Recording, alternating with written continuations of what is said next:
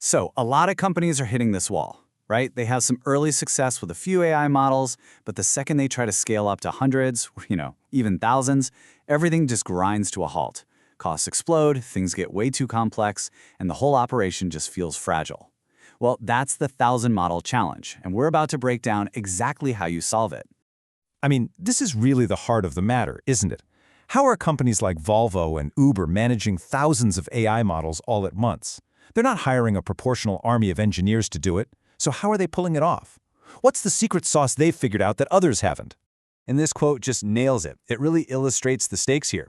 You can't just keep hiring more people. I mean, if you need 10 people for one model, you can't hire 10,000 people for 1,000 models. The math just doesn't work. It's a complete dead end.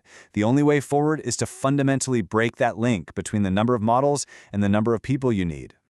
Okay, so let's put a name to this thing we're up against. It's the 1,000-model challenge, and it's all about one thing. How do you manage the entire life cycle of a massive fleet of models without needing a massive army of people to babysit them? And here's why this is so hard. You have to understand that AI models aren't like traditional software. You can't just build them and forget them. The world is always changing, right? So the data changes, and that causes something called data drift. A model that was super accurate last month might slowly get worse and worse because the real-world data just doesn't look like what it was trained on anymore. This means models need constant attention. They need monitoring, retraining, updating. It's this endless maintenance cycle that makes scaling such a beast. So that old way of doing things, where each model is treated like this unique, handcrafted, artisanal project, that approach just completely falls apart at scale. To manage thousands of models, you got to stop thinking like an artist in a workshop and start thinking like a factory manager on an assembly line. Okay, now this slide right here perfectly captures the before picture. It's just organizational chaos. You've got your data teams, your machine learning teams, your infrastructure teams, all working in their own little worlds. And look at that tangled mess in the middle. Every single time one team hands something off to another, it's a bottleneck. Information gets lost, nobody's quite sure who owns what, and the whole process just slows to a crawl. And this is the goal. This is the after picture. We're moving from those clunky, rigid silos to a clean, unified system. See how all the teams are now working on a shared platform, using common standards? Handoffs become seamless because everyone is basically speaking the same language. This right here, is the foundation you need to build on if you want to scale. And that brings us to the core solution. We have to start thinking of our AI lifecycle as an assembly line. We need to industrialize the whole process, what's known as MLOps, to make it repeatable, automated, and super efficient. So what is MLOps, or machine learning operations? Well, you can think of it as the discipline of building that AI factory. It kind of grabs the best ideas from DevOps, automation, continuous delivery, and the best ideas from data engineering and smashes them together to create this smooth, repeatable process for the entire machine learning lifecycle. This diagram really lays out that whole journey. You've got data coming in, it gets engineered, the model gets trained and checked, stored somewhere safe, and then finally pushed out into the real world. But look at that arrow looping all the way back from monitoring. That's the most important part. It's a continuous feedback loop. If you want to manage thousands of models, this entire cycle can't be manual. It absolutely has to be automated.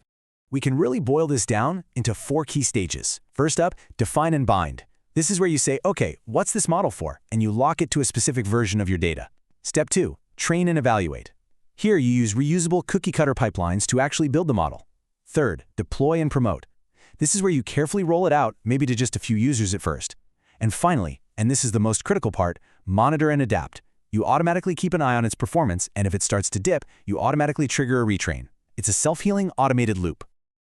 All right, so we get it. We need an automated assembly line. But how do you actually, build the factory?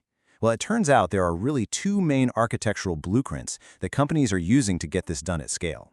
These 2 blueprints are called pipeline-centric and data-centric. With a pipeline-centric approach, the thing you're reusing over and over is the assembly line itself. This is absolutely perfect when you need to stamp out tons of similar models that all follow the same basic recipe. On the flip side, with a data-centric approach, the focus is on reusing the data and the features. This works best when you have a lot of different kinds of models that all need to tap into the same core company data.